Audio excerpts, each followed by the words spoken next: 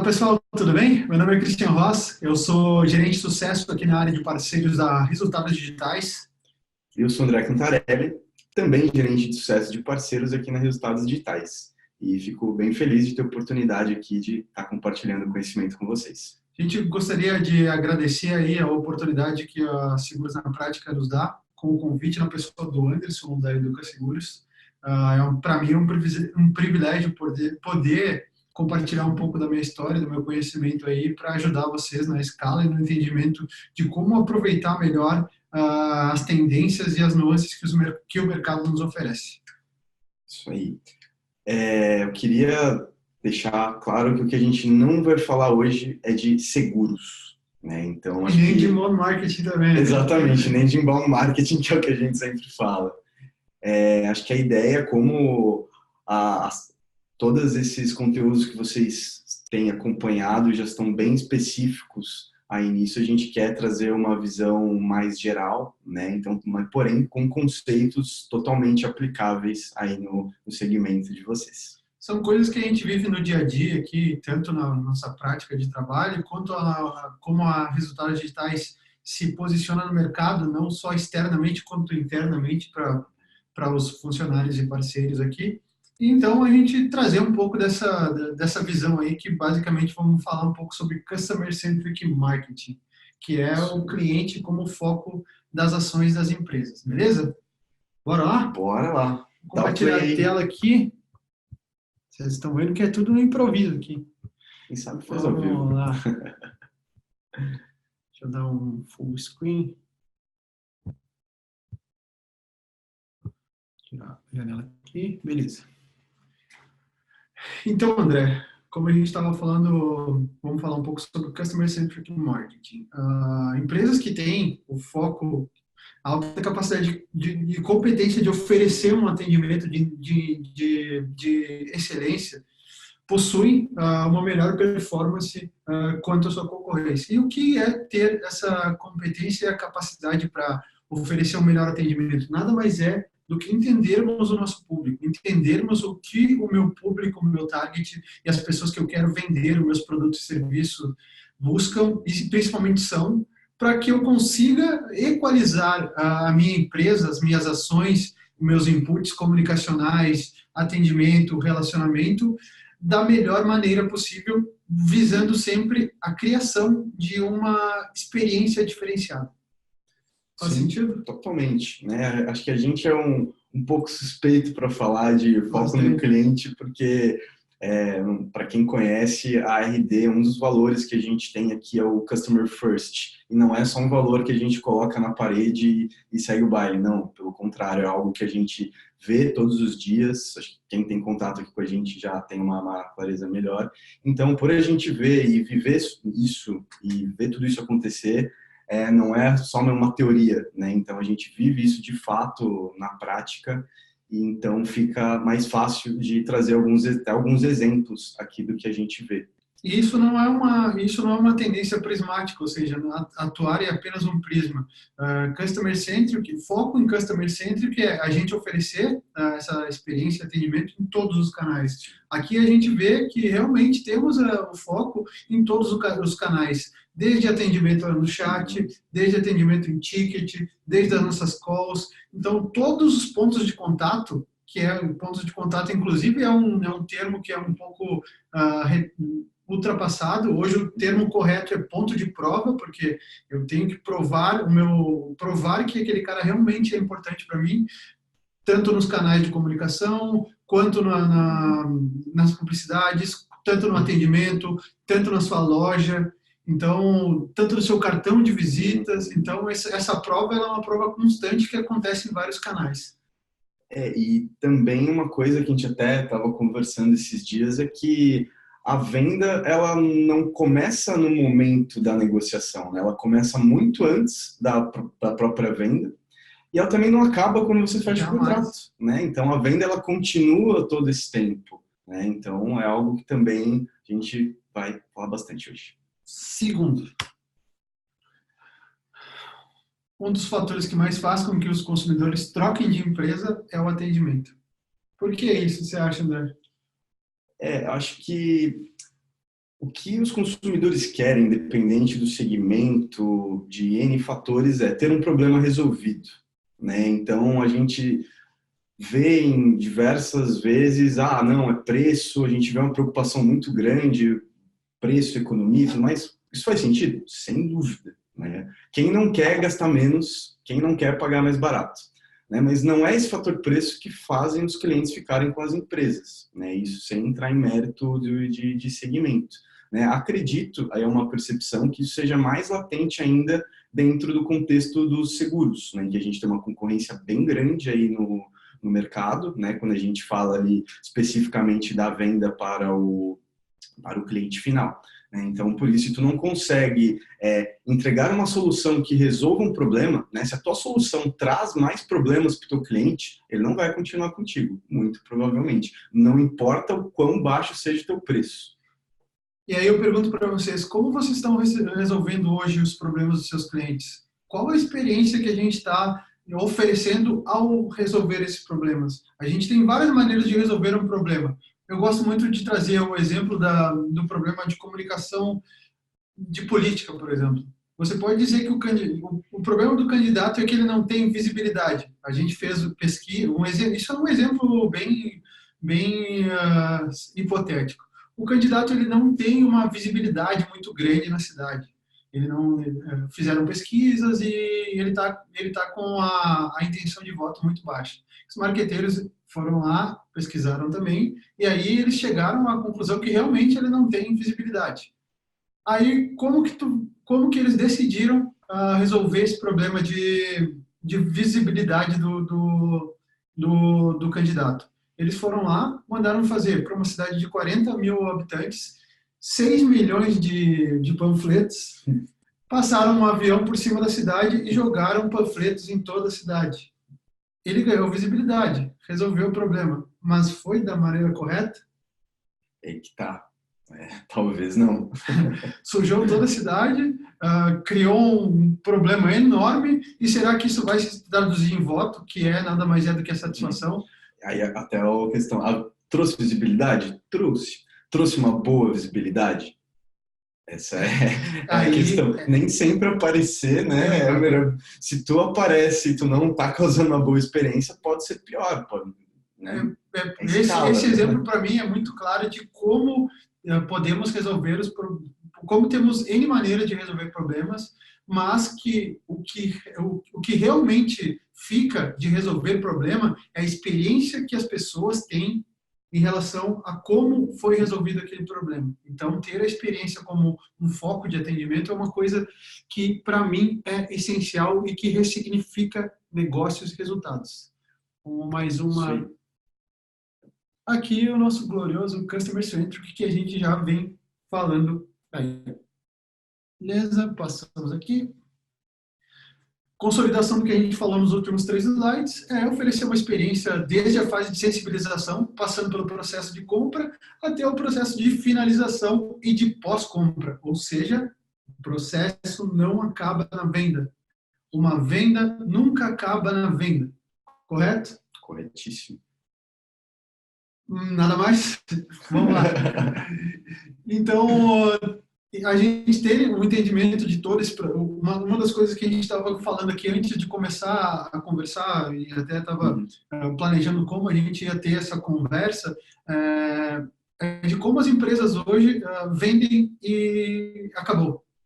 Vai mandar aí eu vou falar um pouquinho de inbound marketing, vai mandar um e-mail, vai mandar, isso já está começando aí, vai mandar um e-mail, vai mandar um material rico, mas eu acho que não é só isso. Só se relacionar não é ter um processo de pós-venda. Acho que é importantíssimo termos percepções, captarmos feedbacks, trazer essas percepções de experiência. Como que foi a tua experiência? E existem várias maneiras da gente trazer isso. Sim. Correto? Sim, com certeza. Vamos lá. Então, aqui a gente traz um pouco do Customer Centric na prática. Como eu estou longe do computador, eu fiz uma colinha aqui para mim, só para eu não me perder aqui. Então, o primeiro ponto ali é trazer a questão da liderança voltada ao cliente, ou seja, eu ter no cerne de minha empresa que o consumidor é a razão de eu existir e que a experiência do meu consumidor é o que vai fazer com que eu escale ou não no mercado. Sim. Isso é essencial. Então, trazer essa questão de liderança, tanto administrativa, quanto de atendimento, quanto de resultado, quanto de pós-vendas, voltado ao consumidor, é importantíssimo. Segundo ponto, e não menos importante, é entender o cliente a fundo. Saiba quem é o cliente, saiba onde ele está, quais são as suas aspirações, quais são os seus problemas.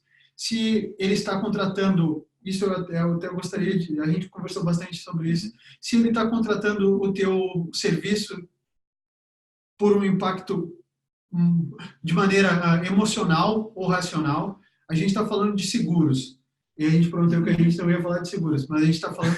Também não dá para fugir, né? Vai falar de seguros.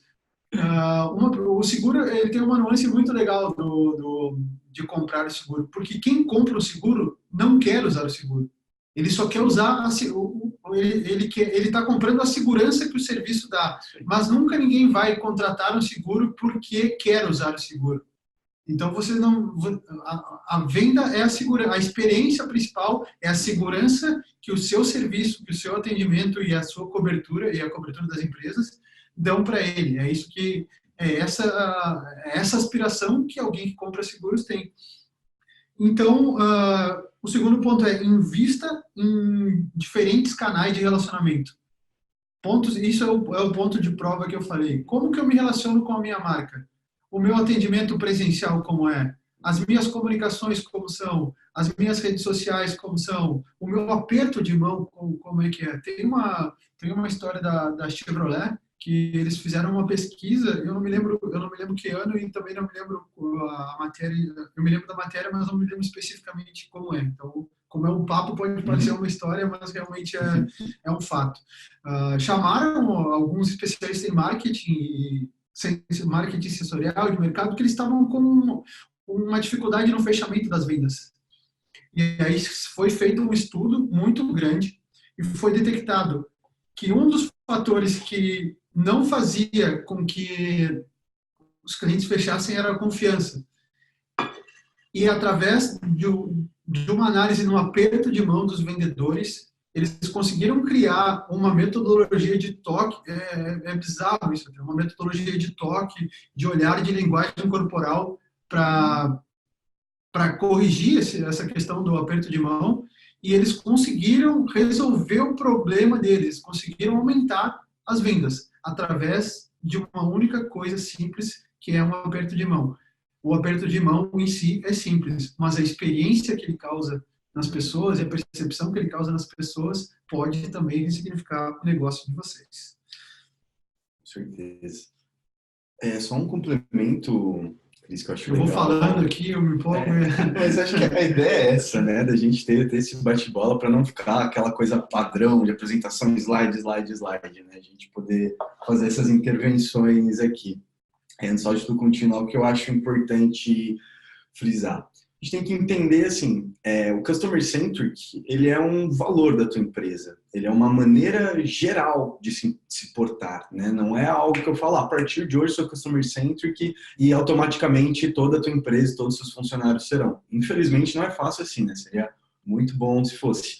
E acho que uma outra coisa que eu queria ressaltar é assim, a gente sabe que o nosso público, independente de quem ele seja, ele pode ter diversos problemas. E a gente sabe que nós, como empresas, a gente não vai salvar o mundo. Não adianta, tu não vai salvar o mundo. Tu pode, nesse exercício de conhecer muito bem o cliente, a gente vai falar um pouco melhor, a gente pode, não só podemos, como vamos descobrir N coisas, né? N maneiras de atuar.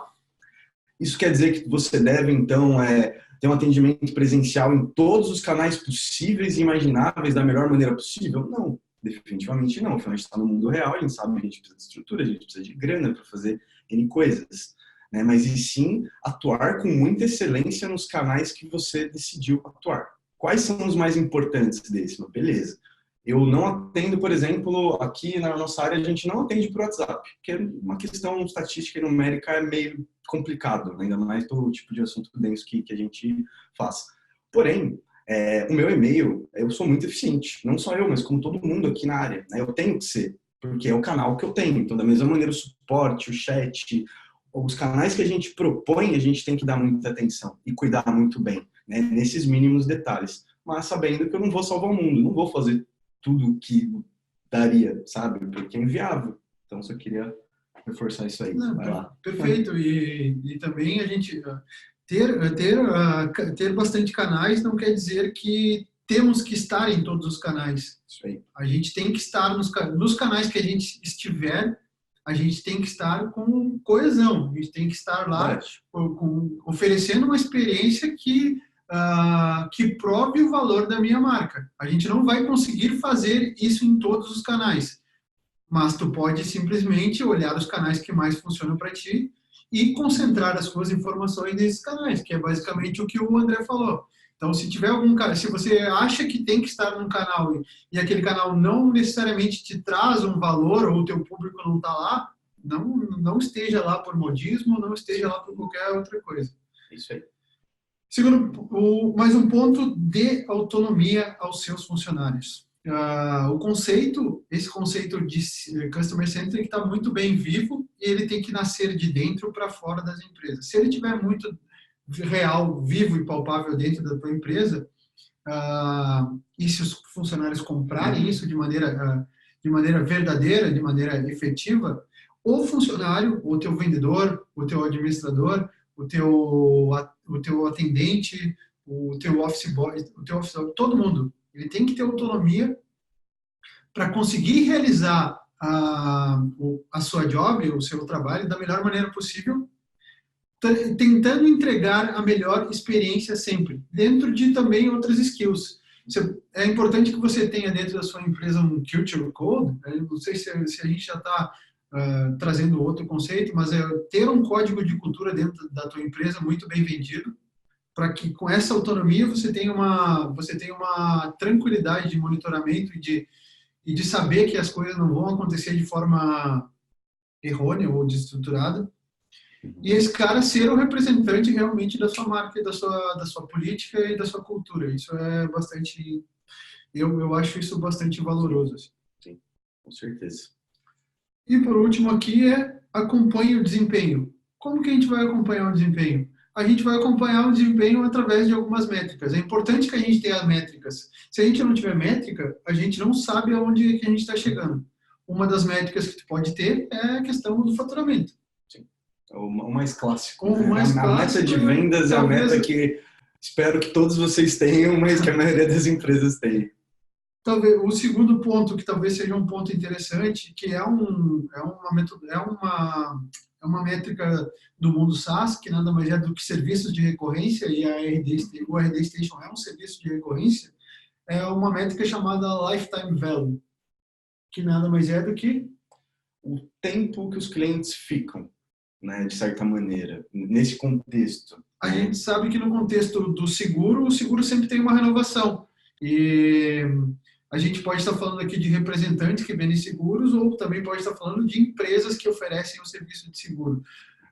É importante que o lifetime, ou seja, esse tempo de recorrência, de relacionamento e de compra, ele seja o maior tempo estendido possível. Eu terei janelas de contratação, eu vou contratar a cada 12 meses, mas é importante que eu não faça uma venda apenas. É importante que a minha primeira venda garanta no mínimo mais 4, 5 vendas. E acho que isso é um ponto legal, Cris, porque às vezes o problema da tua empresa, ela não está na venda. Às vezes tu vende bem, o teu problema é tu não renova contratos, está na retenção. A experiência do cliente ao longo dos 12 meses talvez não seja ideal e por isso ele busca outra solução. Então, às vezes a gente entende que isso existe, a gente entende com métricas, né? Entende esse gap, aí eu falo, opa, legal, eu vendo muito bem, minha performance de vendas é ótima. Melhorando a retenção, o faturamento, consequentemente, ele cresce. Uma das coisas legais de se colocar aqui é que é muito mais barato revender para quem já comprou do que a gente trazer um novo cliente. Então, é importante a gente ter essa questão da recorrência, olhar na recorrência para que a gente consiga ganhar escala e principalmente grana. Só o último ponto de métricas, Cris, o que é a métrica em si? Por que a gente constrói uma métrica?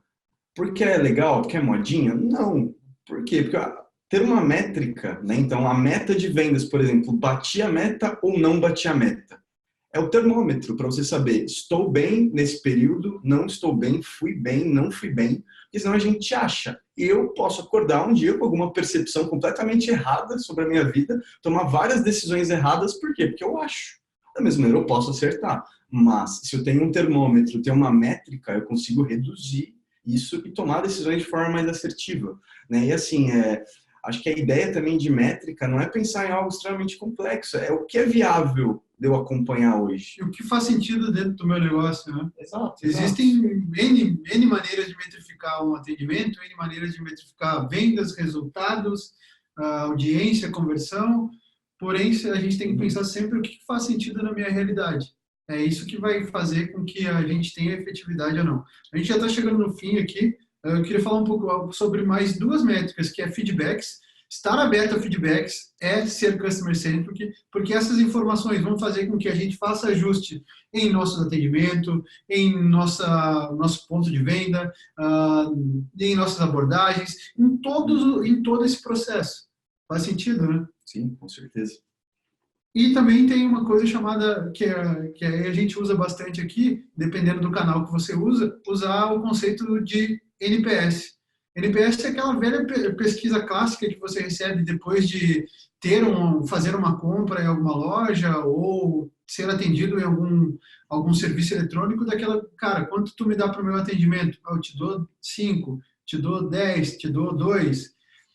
Ter essa metrificação através de NPS é uma prática bastante moderna, é uma prática que nos dá uma metrificação de canais digitais e que também pode ressignificar os nossos negócios.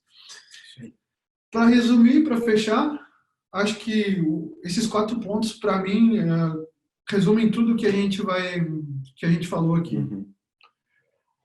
Acho que o que eu gostaria, gente, mais de ter transparecido com esse conteúdo de hoje, que assim, primeiro que nada, absolutamente nada do que a gente precisa ajustar numa empresa, seja da coisa mais simples, é fácil. No sentido que não existe nada que são 2 cliques até o que é 2 cliques. Né? Então, eu queria trazer essa visão, que a gente sabe disso, né? Tudo requer um processo. Fala, legal, vou começar a validar a satisfação do meu cliente. Como que eu vou fazer isso? Existem N maneiras, né? De acordo com o teu contexto, de acordo com a tua empresa, com o budget que você tem para investir ou não.